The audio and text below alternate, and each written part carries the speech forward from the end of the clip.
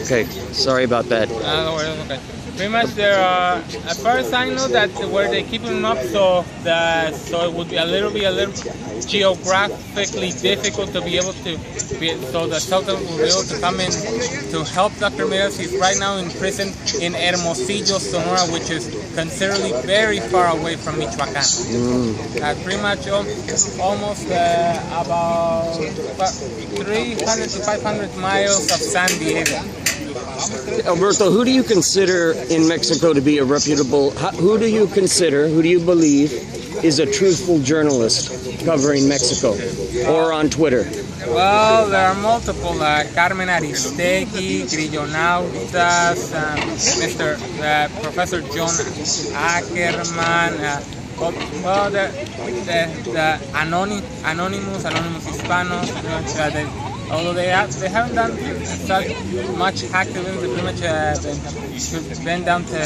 have narrowed it down to news coverage, since obviously the major outlets, Televisa and TV Azteca, are self-censored, and they obviously pretty much they only tell what the government tells them, obviously with the influence of catching their journalists. So which two are corrupt? The major ones? Televisa and TV Azteca. Okay. What about Television, Univision? Well, I don't know pretty much about Univision. I live in San Isidro. Pretty much the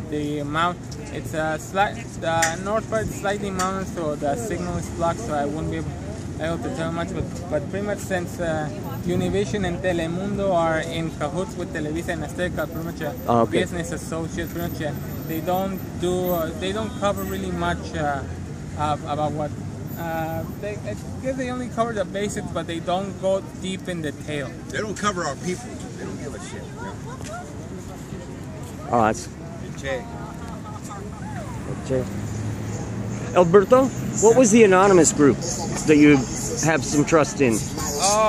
Well, it's a hacktivist group, pretty much worldwide, pretty much that they have the famous Guy Fawkes from the movie V for Vendetta. Right.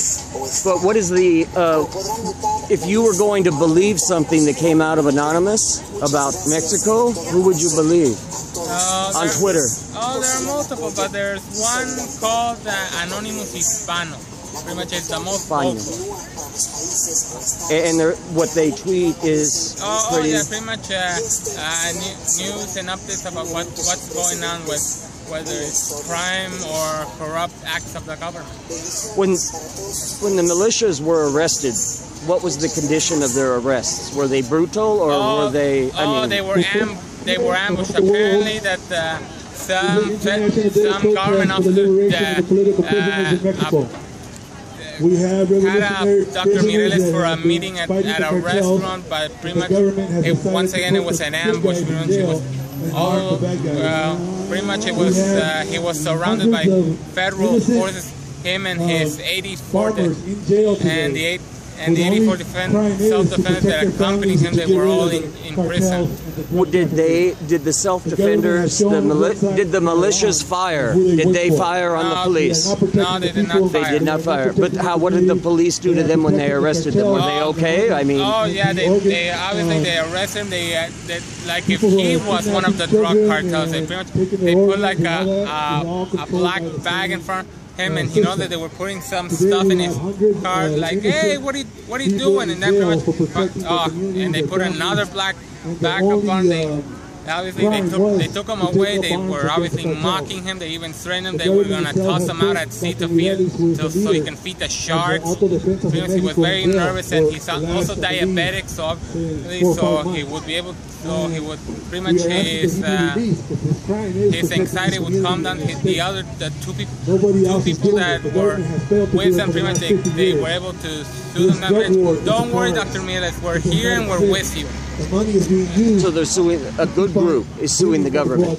They're not really their own business.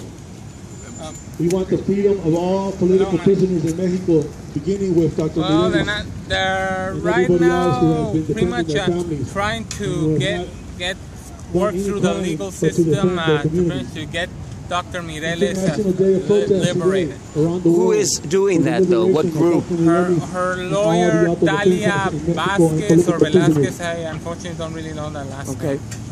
Alberto, thank you. I mean, that was a really informative speech. So I guess a synopsis, the wrap-up would be that the government is protecting, to a degree, the cartels. Yep.